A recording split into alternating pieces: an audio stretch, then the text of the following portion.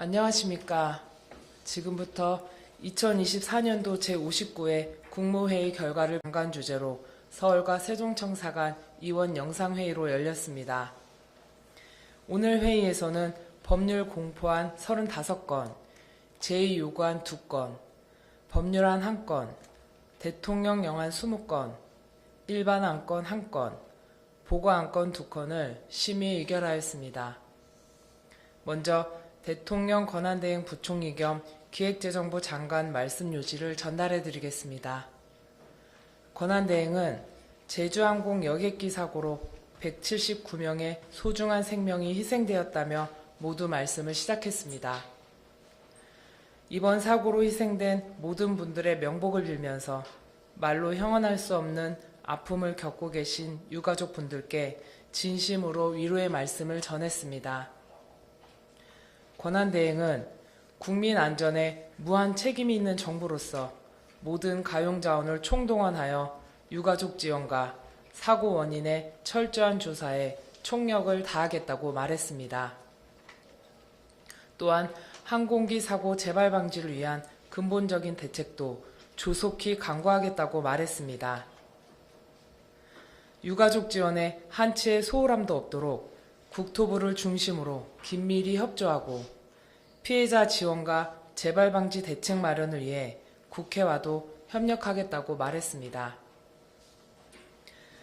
행안부의 무안군 특별재난지역 선포 관련 정부 차원의 지원이 차질 없이 집행될 수 있도록 철저히 챙겨달라고 요청했습니다. 정부는 지난 12월 29일부터 1월 4일까지 7일간을 국가 애도 기간으로 지정하였다며 희생자를 애도하며 유족을 위로하는 데 국민 여러분의 마음을 함께 모아주시기를 간곡히 호소하였습니다. 다음으로 권한대행은 지난 12월 13일 국회 본회의에서 윤석열 대통령 배우자 김건희의 주가 조작 사건 등의 진상규명을 위한 특별검사 임명 등에 관한 법률안과 윤석열 정부의 위헌적 비상계엄 선포를 통한 내란 행위의 진상규명을 위한 특별검사 임명 등에 관한 법률안이 통과된 것을 언급했습니다.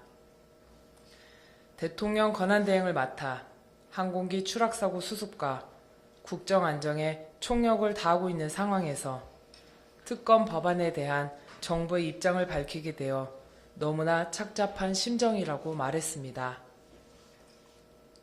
동법률안은 제21대, 제22대 국회에서 정부가 이미 3차례나 헌법상 권력 분립 원칙 위반, 특별검사 제도의 보충성, 예외성 원칙 훼손 등의 이유로 재요구를 하였고 국회 재의결을 통해 모두 부결되어 폐기된 바 있다는 것을 설명했습니다. 그럼에도 불구하고 그 위헌성이 해소되지 않은 특검 법안이 또다시 정부로 이송되어 왔고 전례에 비해 과도한 수사 규모와 수사 기간에도 개선이 없었고 수사 대상은 이전 특검 법안보다 오히려 대폭 늘어났다고 설명했습니다.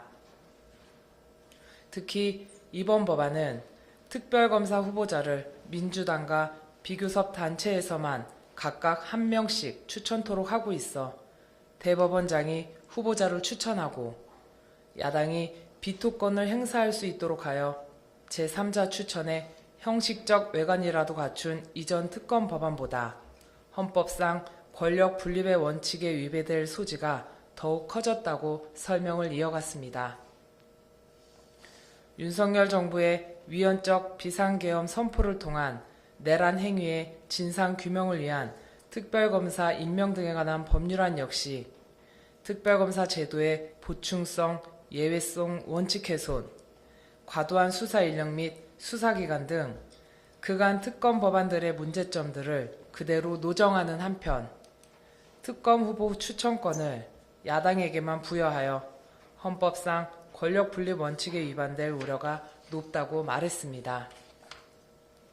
특히 형사소송법에서조차 군사, 공무, 업무상 비밀의 보호를 중요한 가치로 여겨 이를 침해하지 않도록 압수수색 등의 제한을 두고 있는데 이번 특검 법안은 이러한 보호장치를 배제하여 국방, 외교 등에 큰 위험을 초래할 수 있으며 개인의 기본권이 침해될 우려 또한 높다고 말했습니다.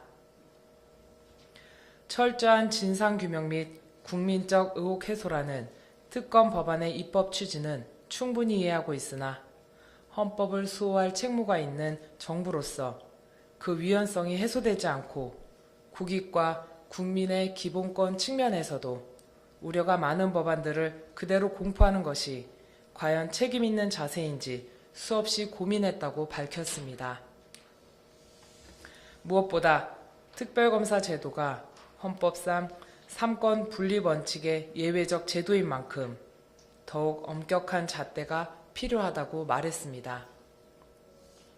그래야만 국민들께서 특별검사의 수사 결과를 수용하고 그 의혹도 말끔히 해소될 수 있을 것이라고 설명했습니다. 여야가 다시 한번 머리를 맞대고 모두가 동의할 수 있는 합리적인 방안을 강구해 줄 것을 호소했습니다.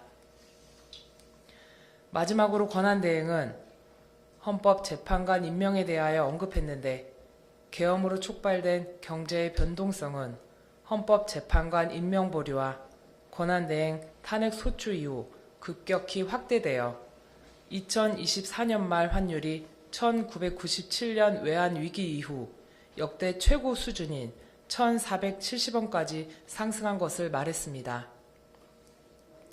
주요 외신 해외 투자자들이 정치적 불확실성 지속 시 대규모 자본 유출과 신용등급 하락을 경고하고 있고 12월 29일 발생한 제주항공 여객기 사고는 연말연시 공연, 행사, 모임 등의 취소에 이어 얼어붙은 소비 심리를 더욱 냉각시켜 실물 경제의 어려움이 더 커질 것으로 예상된다고 말했습니다.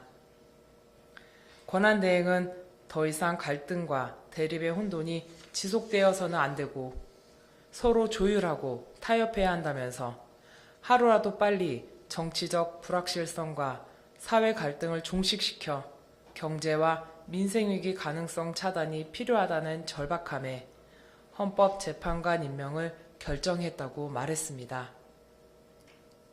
다만 여야 합의를 통해 헌법재판관을 임명해온 헌정사의 관행을 강조한 전임 권한대행의 원칙을 존중하고 그간 진행되어온 여야 간 임명 논의 과정을 고려 여야 간 합의에 접근하는 것으로 확인된 정계선, 조한창 후보에 대해서는 오늘 즉시 임명하고 나머지 한 분은 여야 합의가 확인되는 대로 임명하겠다고 밝혔습니다. 12월 24일 글로벌 신용사 피치는 정치적 위기와 분열 장기화에 따라 정책 결정의 효율성, 경제성과 재정 건전성이 악화될 경우 신용 등급 하락을 경고했다면서 부디 근본 헌법재판관 임명을 계기로 정치적 불확실성을 털고 2025년 새해에는 사고 수습과 민생 안정을 위해 여야 정이 함께 힘을 모아 앞으로 나아가길 간절히 호소드린다면서 모두 말씀을